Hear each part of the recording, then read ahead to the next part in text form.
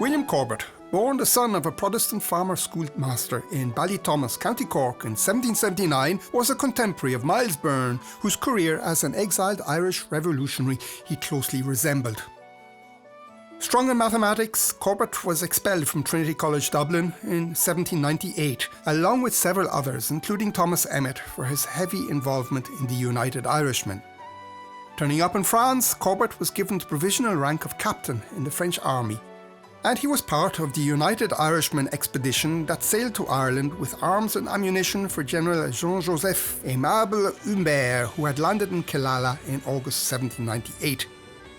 But Corbet's ship turned back after Humbert's surrender, and so Corbet made for Hamburg with his companions James Napper Tandy and James Bartholomew Blackwell. There, the three were arrested and handed over to the British. Corbet was sent to Kilmainham Jail in Dublin, from where he escaped in February 1801. He then made his way back to Paris, where at the end of 1801, and dans le plus grand besoin, he found employment teaching English at the military college in Saint-Cyr near Versailles. In 1803, he joined the newly set up Irish Legion, based in the Breton town of Morlaix, in preparation for another attempt to invade Ireland. Corbet's brothers, Thomas and Frederick, also joined, but Thomas was killed in a duel with another Irishman during the Irish Legion's long indolence in Brittany. After the invasion plans were shelved, and after representing the Irish Legion at Napoleon's coronation in Paris in December 1804, William was then transferred to the 70th Regiment of the Line and made a chef de bataillon. After another spell teaching English to French officers at Saint-Cyr, Corbet went on to serve as a staff officer under Marshals André Masséna and Auguste Marmont in the Peninsular War on the Iberian Peninsula between 1810 and 1813. Corbet's fellow survivor from imprisonment in Hamburg, James Blackwell, was similarly sent from the Irish Legion to campaign for Napoleon in Germany. In February 1814, Corbet was promoted to the rank of colonel, but he was wounded in battle outside Paris on the 30th of March 1814, less than 3 weeks before Napoleon's abdication. In December of the same year, Corbet was naturalised French and awarded the Légion d'honneur in recognition of the numerous campaigns, around a dozen, in which he had fought. Corbet was a colonel commanding a garrison in Caen when Napoleon escaped from Elba and embarked on the 100 days that culminated in the Battle of Waterloo in June 1815. Corbet, like many other officers relegated to half pay by Louis XVIII after Napoleon's first abdication, may have been sorely tempted to join the latter's foolhardy attempt at a political comeback, but he seems to have wisely refrained from actively supporting Napoleon. However, his friendship with the Bonapartist General Maximilien Foy, who fought at Waterloo, raised suspicions in the entourage of Louis XVIII when the Bourbon king was returned to power after Napoleon's final defeat. Perhaps because of his association with Bonapartists, however remote, and because of the suspicions that surrounded foreign ex-revolutionaries in general, Corbet, like Miles Byrne, was placed in the reserves and put on half pay during the Restoration. Corbet's thick file at the French Ministry of Defence tells a fairly familiar story of backbiting among officers, of a perpetual struggle to receive recognition, and frequent appeals to be taken back into active service so as to be able to earn a full salary. Finally, in 1828, just like Miles Byrne, he was re-mobilized to serve as an officer in the French expeditionary force to Greece. Stationed in Navarino, now called Pylos, Corbet was charged with coordinating logistics for the French forces and interacting with the locals, becoming head of the French military administration in the Peloponnese Peninsula in 1831. Although he won some kudos for his role in relieving a besieged French force in the town of Argos, he got into a venomous dispute with another colonel called Joly.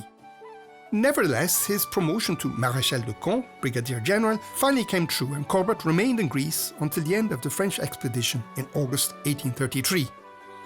After Greece, he was posted to a series of provincial garrisons and unsuccessfully petitioned to be promoted to the rank of Lieutenant General before he was effectively pensioned off in 1841.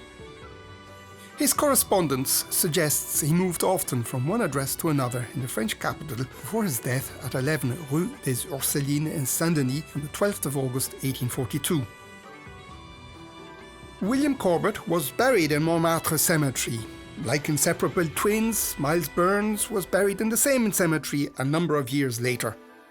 But unlike Byrne, whose tomb became a place of pilgrimage for Irish nationalists, no trace of Corbet's burial place remains. Other Irish soldiers have fared better in Paris. Brigadier General Thomas Ward, born in Dublin in 1748, and his servant John Malone, both executed during the Terror in 1794, are commemorated on a plaque in the chapel at Picpus Cemetery. The funeral stele of Irish Legion veteran and General William Lawless, born in Shankill, County Dublin in 1772, is still visible in the Père Lachaise cemetery.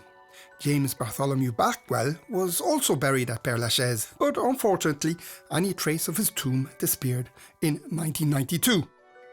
Most strikingly, the name of Charles Jennings Kilmaine, born in Dublin in 1751, is to be found among the list of France's most illustrious generals inscribed in the Arc de Triomphe, alongside that of another French general of Irish descent, Arthur Dillon.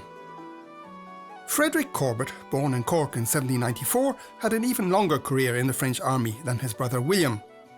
Frederick served in the French expeditionary force sent to Spain in 1823 and, somewhat incredibly, was still doing his bit for France during the Franco-Prussian War almost 50 years later. John Augustus O'Shea, subject of a separate video, wrote an article for the Irishman on the St. Patrick's Day dinner organised at the Grand Veuve Four restaurant in the Palais Royal in Paris in March 1874. This annual event was largely organised by the longtime Paris resident and linchpin of Irish nationalism in the city, John Leonard, in conjunction with the Anciens Irlandais, an association largely drawn from French noblemen and officers with Irish roots. Lo and behold, the chairman of the 1874 event was Frederick Corbet, by now 80 years of age. O'Shea summarised Frederick's career thus.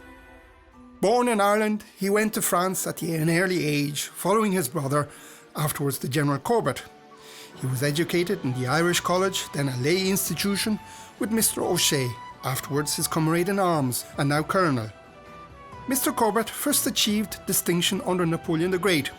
He fought in the Russian campaign, of which he relates some vivid incidents. He fought also at Fleurus and Quatre Bras, under Louis XVIII in Spain, and was a fellow soldier of the brave Irish commandant Byrne in the Grecian War of Independence. Aide-de-camp to General Gémeaux at Rome in 1852, he retired sometime after, owing to advancing age. But during the siege of Paris by the Prussians, he sought and received the command of 2 battalions of the National Guards and led them to a skirmish with the Prussians on the same ground he fought their fathers in 1814. Frederick Corbet died in Paris in 1882 at the age of 88.